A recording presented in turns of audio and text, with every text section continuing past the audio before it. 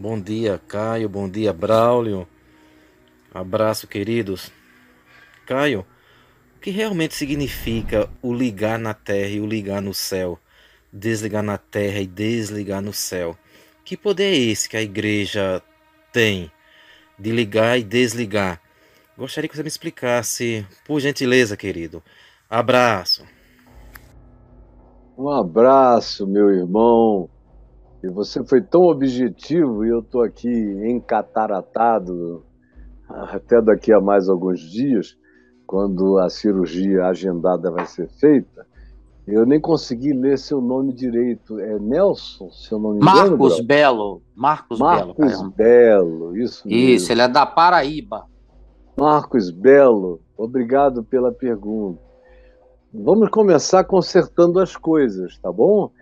A igreja não tem poder nenhum de ligar e de desligar. Esse é papo que no meio chamado evangélico apareceu da década de 60 para cá, com o início da teologia da prosperidade, com a confissão positiva, com o surgimento da unção apostolar. Pegaram um monte de gente, que tinha muita gente com eles, e aí ungiram essas pessoas apóstolos. Aqui no Brasil já houve os 12 apóstolos do Brasil, na década de 90. Brigaram tanto entre eles. E eu recebi aqui os calhamaços que me mandam, eu não sei nem porquê, mas parece que eu sou a ABIN evangélica. Não peço nada, não estou investigando nada, perguntando nada, mas recebo tudo. Provas, documentações, é um monte de coisas. E eu vi aquela coisa horrível, aqueles supostos apóstolos do Brasil. Cadê eles? Você ouve falar nos apóstolos do Brasil? Sumiram, evaporaram, assim como do vapor vieram, ao vapor voltaram. Ficaram só essas nomenclaturas de Araque, apóstolo fulano, apóstolo Beltrano, tudo de Araque, apóstolos de nada. Não tem mensagem especial nenhuma de Deus para levar para povo nenhum da terra. O apóstolo, a palavra apóstolo, significa, semelhantemente ao anjo, o mensageiro, o representante que fala por quem o designou. E aí, nesse sentido, nós tivemos apenas os apóstolos que tivemos no Novo Testamento. Depois disso, houve pessoas, especialmente no primeiro século, que foram consideradas apóstolas por uma outra razão, porque elas levaram a palavra do Evangelho para lugares aonde antes o Evangelho nunca tinha chegado. E aí, por exemplo, você tem pessoas que foram designadas, ainda no ambiente do Novo Testamento, como apóstolos e apóstolas. Gente como Priscila, Áquila, você lê especialmente aqui em Romanos 16, aqueles que Paulo chama de apóstolos e não fazem parte, não figuram no protagonismo dos apóstolos, assim considerados como aqueles que receberam o mandato de falar em nome de Cristo, completando o significado das interpretações do que Jesus tinha falado nos evangelhos, e eles supostamente tinham andado desde o início, por isso podiam pelo menos repetir as informações com idoneidade para as gerações seguintes. Esses eram os apóstolos. Hoje em dia, o apóstolo é o Novo Testamento. O Novo Testamento carrega o que Jesus ensinou, fez, mandou, encarnou, gestuou. E o apóstolo é Jesus. Como diz o escritor de Hebreus, ele é o bispo e o apóstolo das nossas almas. Como também ele é chamado de o guia das nossas almas. traduzido para outras línguas, seria o guru, o mestre, o rabino do nosso ser, só que de uma maneira absoluta, total. Ele é o apóstolo. Dele é a palavra, dele é a mensagem. E os que, enquanto a gente não tinha o registro feito aqui, nós contávamos exclusivamente com a memória daqueles 12 apóstolos e de Paulo, que não conviveu com Jesus, mas foi quem melhor do que os apóstolos entendeu o evangelho e o aplicou aos seus dias de maneira incomparavelmente superior a qualquer outro apóstolo. Então, apóstolo, no estrito senso da palavra, segundo os próprios apóstolos originais, eram aqueles que tinham andado com Jesus desde o princípio, ou então aqueles de uma segunda geração que tinham ouvido praticamente ainda de primeira mão. Mas logo depois, a utilização desse termo apóstolo parou de existir, exceto depois de Constantino, no IV século, na Igreja Católica Romana, quando o Papa foi considerado apóstolo e Constantino foi designado pelo cristianismo que tinha acabado de ser formado, essa hidra de muitas cabeças que está presente até hoje, que você chamou de igreja, foi chamado de o 13º apóstolo, num estelionato apostolar absoluto. Então, os apóstolos é que tinham recebido, você veja que quando Jesus falou isso, foi logo na ressurreição, quando ele ressuscita de entre os mortos, ele entra no lugar onde eles estavam reunidos com as portas e janelas fechadas, é o que diz o Evangelho de João, e ele veio e soprou sobre eles.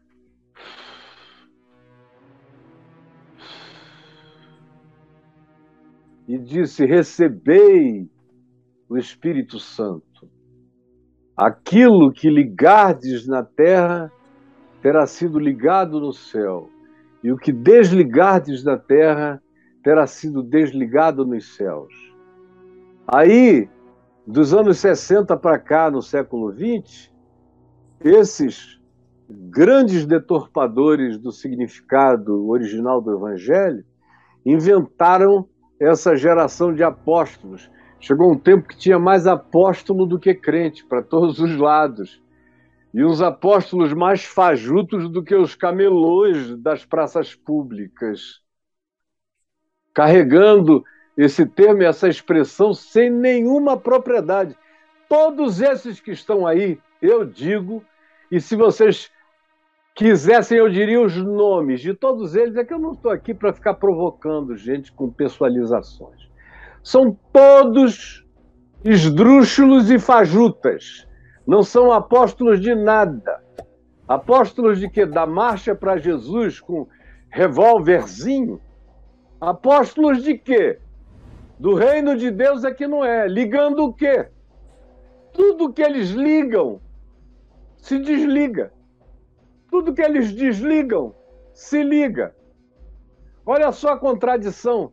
Eles vivem desligando gente porque eles não gostam delas, porque elas têm hábitos e costumes diferentes, porque elas têm comportamento que eles desaprovam, porque elas têm identificação de gênero que eles abominam, que eles infernizam. Então, toda hora eles estão desligando pessoas assim, ou gente que deixa de ir ao culto deles, que deixa de dar dinheiro para eles. Aí eles dizem: olha, cuidado, porque eu vou retirar a minha cobertura apostólica de você. E se eu retirar, você vai ficar sozinho. Aí o cara fica com medo, faz tudo o que esse falso apóstolo manda, como Paulo chama, segundo aos Coríntios, falsos apóstolos. Ele repete isso várias vezes, que estava cheio já nos dias dele de falsos apóstolos, mentirosos, pregando outro evangelho. Se era assim no primeiro século, imagina nos dias de confusão babelística. Isso é uma Babel de igreja que a gente tem.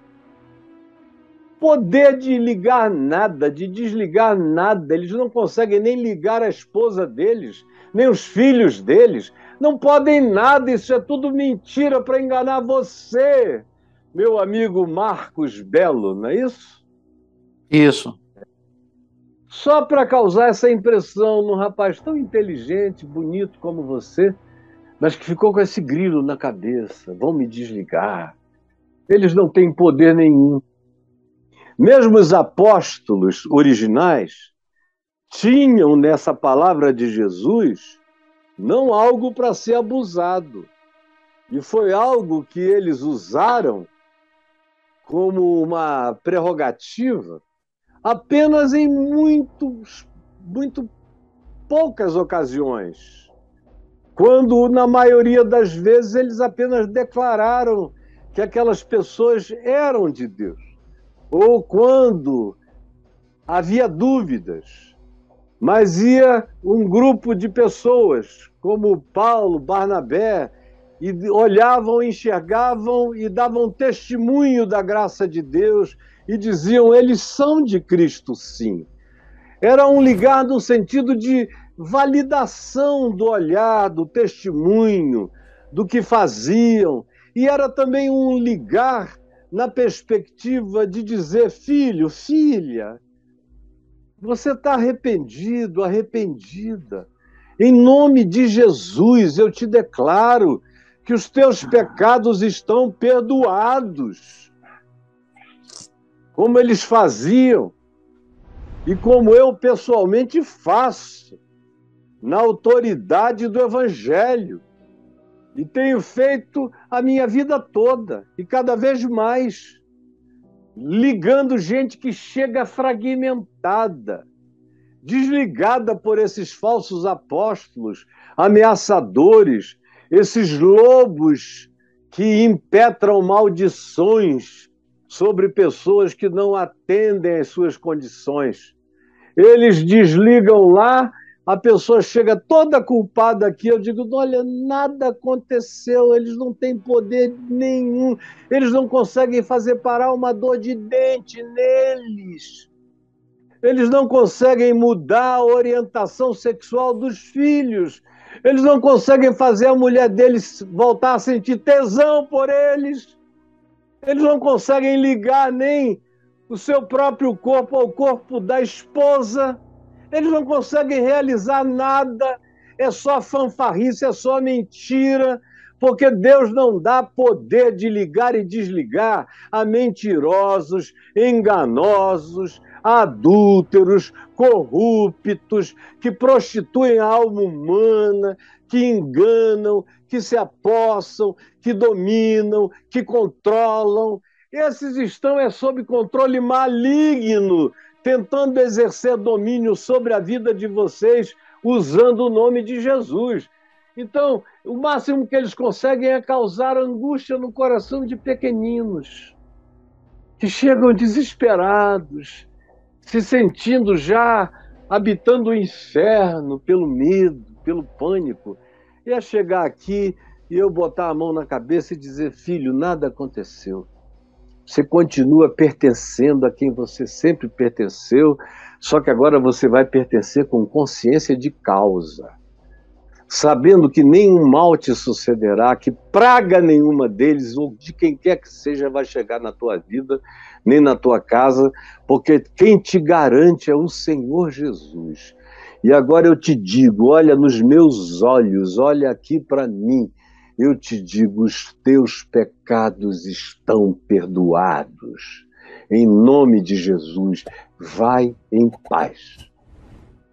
E os casos de desligamento que a gente encontra no Novo Testamento, a gente encontra explicitamente, com todas as letras, um único caso de Paulo, lá na igreja de Corinto, onde ele exagerou na mão é aquele texto de 1 Coríntios 5, quando ele diz que estava entregando um determinado membro da igreja de Corinto a Satanás para a destruição da carne, porque o cara tinha ido para a cama com a mulher do pai, não era com a mãe dele, era o pai casou de novo, viúvo, seja lá qual tenha sido a circunstância, e ele ficou com tesão na mulher do pai, a mulher do pai deu mole para ele, eles foram para a cama, tiveram um caso que acabou sendo descoberto e todos eles eram membros da igreja em Corinto, como acontece aqui nas Corintos da nossa vida todo dia.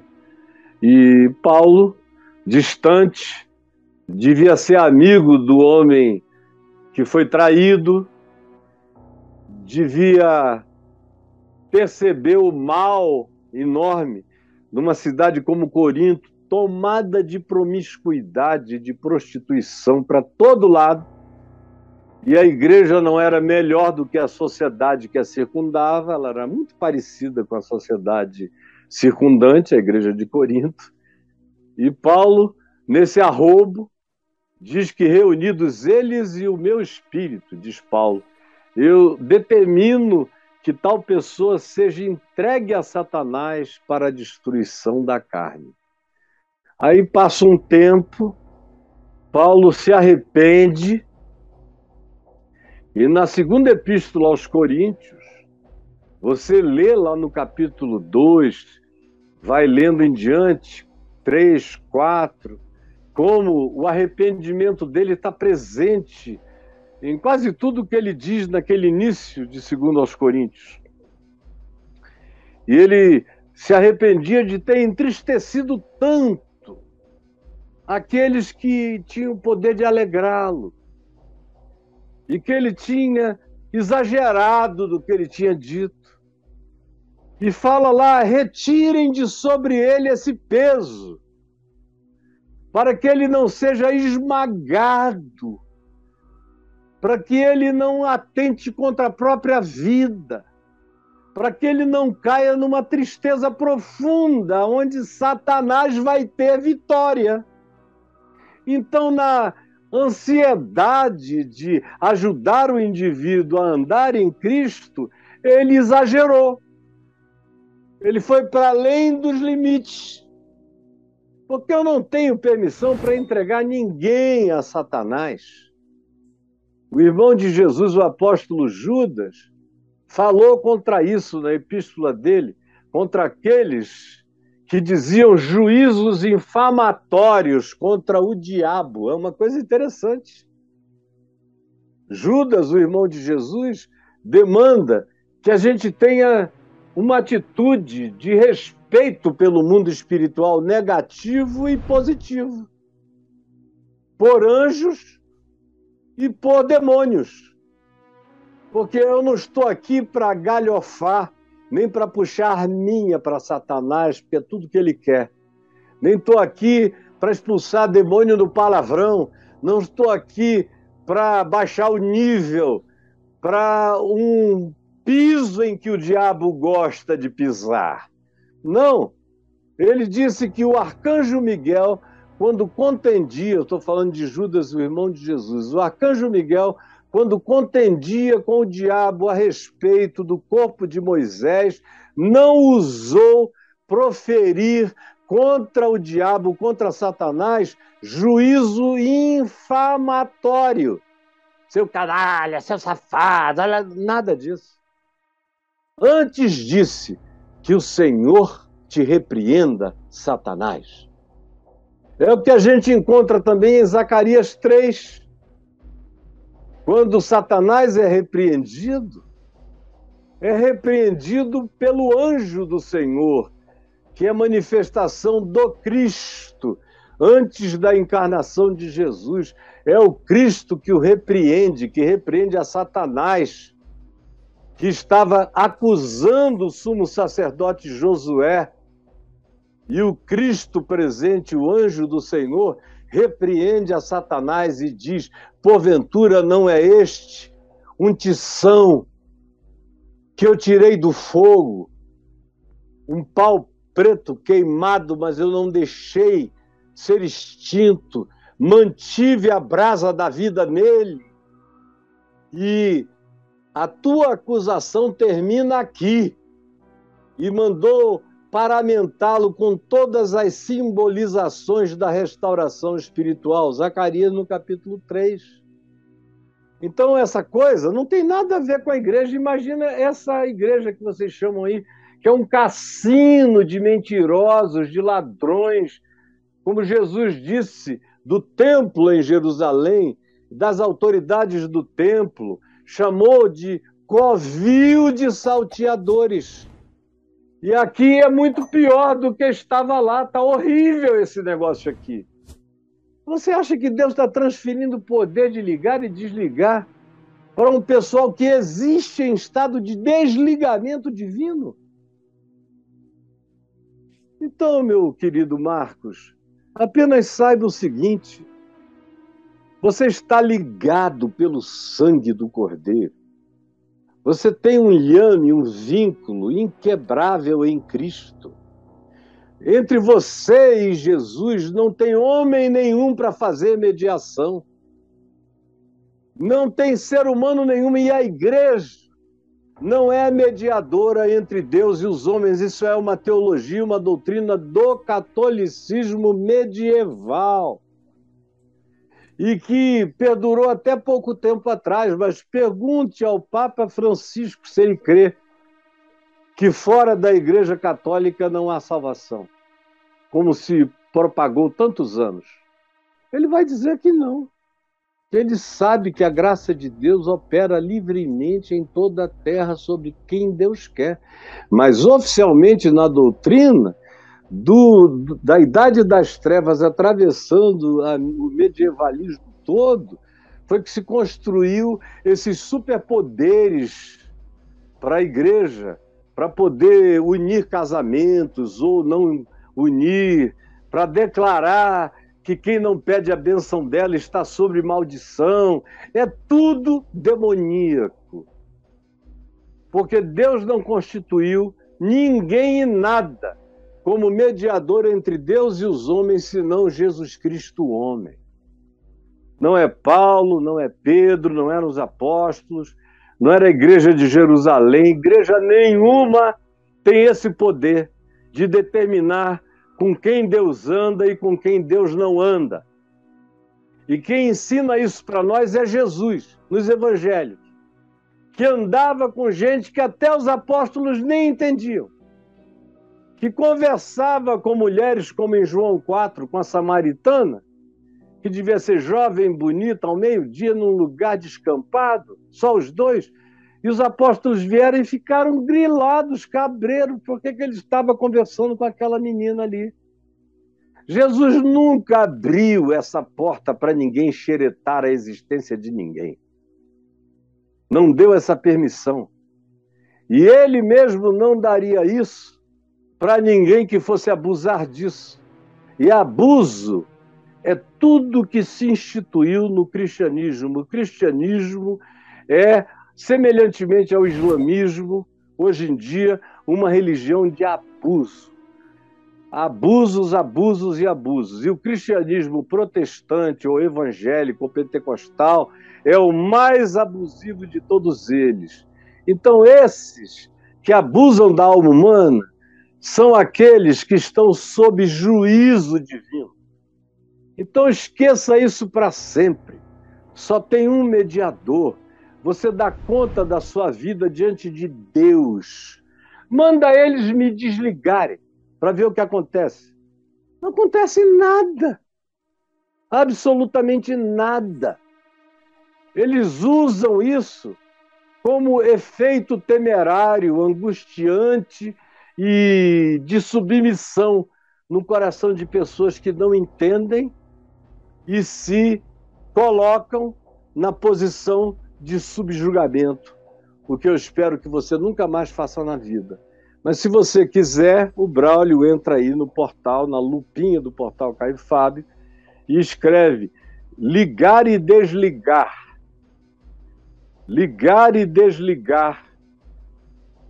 Escreva, por favor, e nos mostre quantos registros há de ligar e desligar, por favor, meu amigo querido.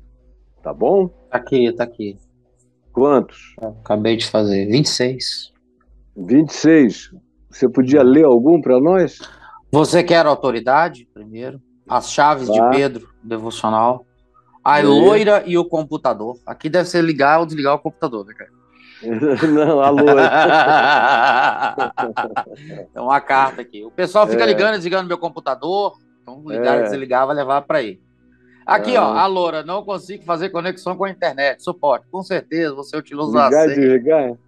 O ligar e desligar. Esse aí não Disciplina precisa na igreja. Disciplina na igreja tem a ver com ligar e desligar espiritualmente. Caio, a mais? graça me alcançou. Uma carta.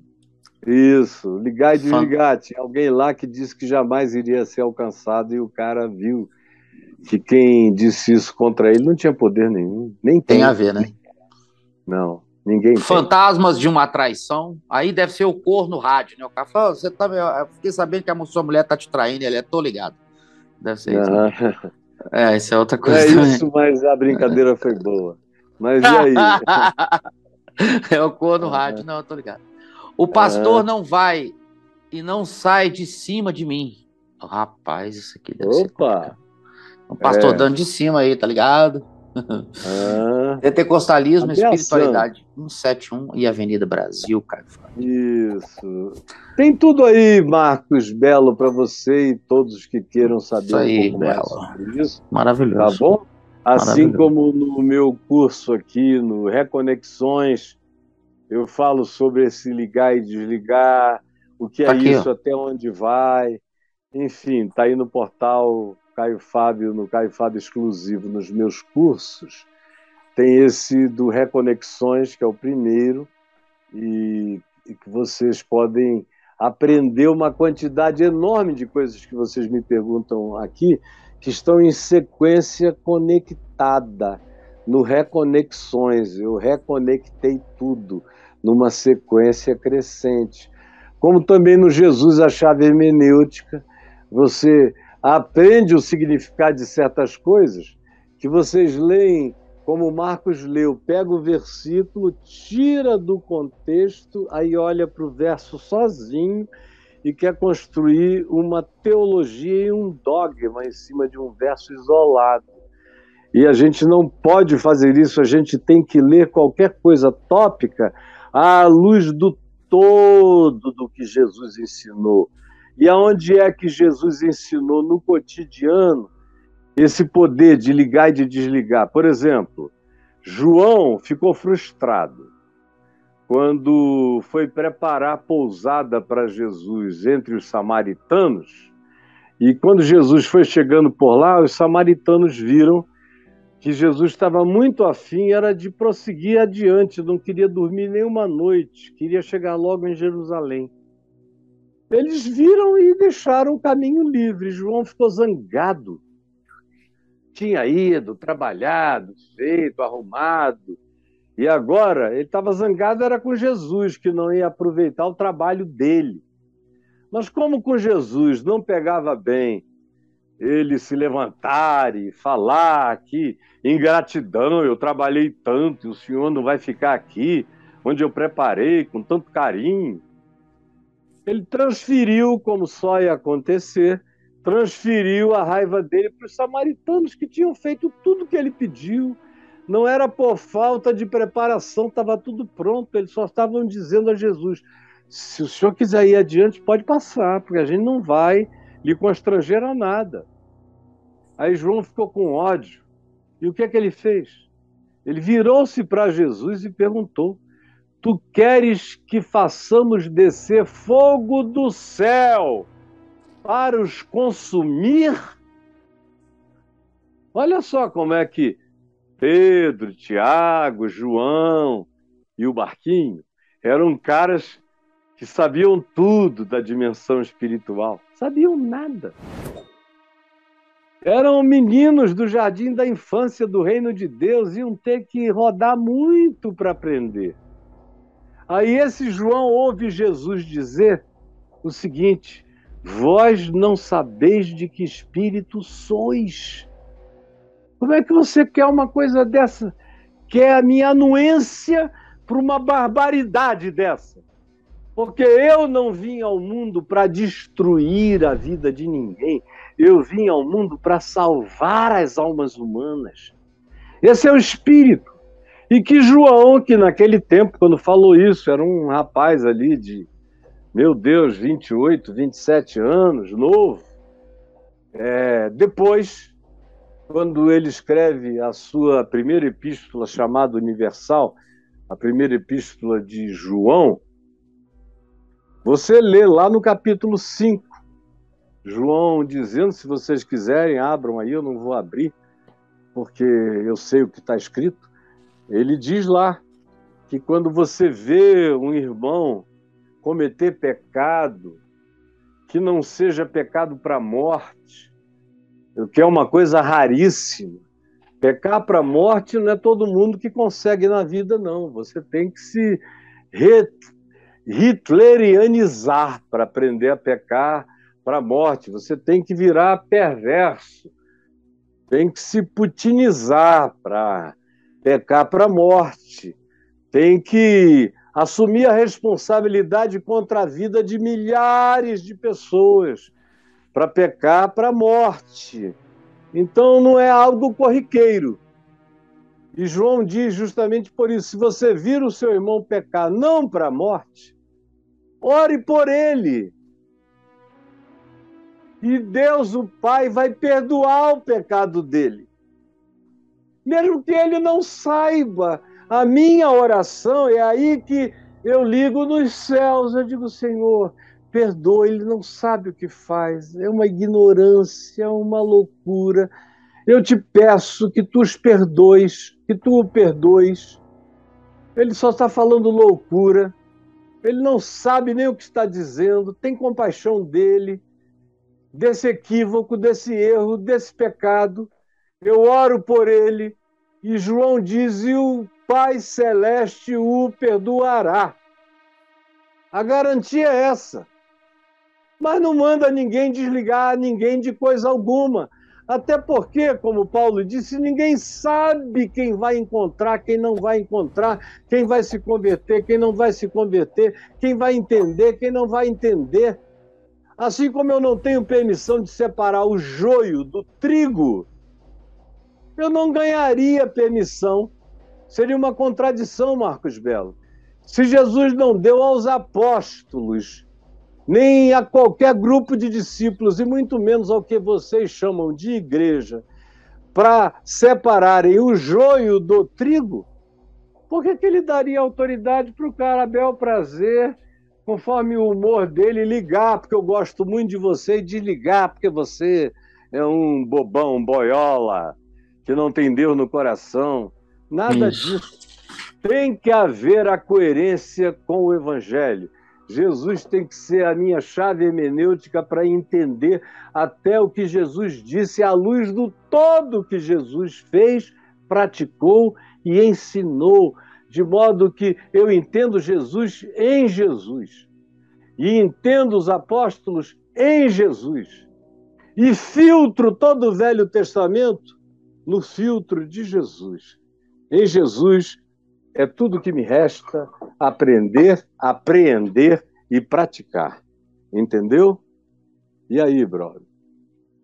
E é exatamente isso que você fala que a galera arrepia, porque eles não acham que tem que ser desse jeito. Não, lá, eles Caião. constituíram a igreja a quarta pessoa da suposta Trindade. Isso. É a igreja. Isso. É o Pai, o Filho e o Espírito Santo e a igreja. Sendo que na Terra, o Pai, o Filho e o Espírito Santo não tem poder nenhum. Quem tem poder é a igreja. E a igreja é a agremiação dessa quantidade enorme de pessoas da Arminha. Da Arminha. Ah, vai para um bom lugar em nome de Jesus. É isso aí. E aí, é a igreja que tá aí para validar a Santíssima Trindade, né, cara? É ela que valida. Ela é que diz quando Deus é verdadeiro, quando não é, quando é palavra de Deus, quando não é. E como eles não sabem nada de Deus, de Jesus, do Evangelho, de coisa alguma, São só uns camelôs que foram ordenados com o nome de alguma coisa, com alguma titularidade eclesiástica, que estão aí enganando vocês para todo lado, mas são pessoas, muitas delas ignorantes e outras, infelizmente, são perversas mesmo.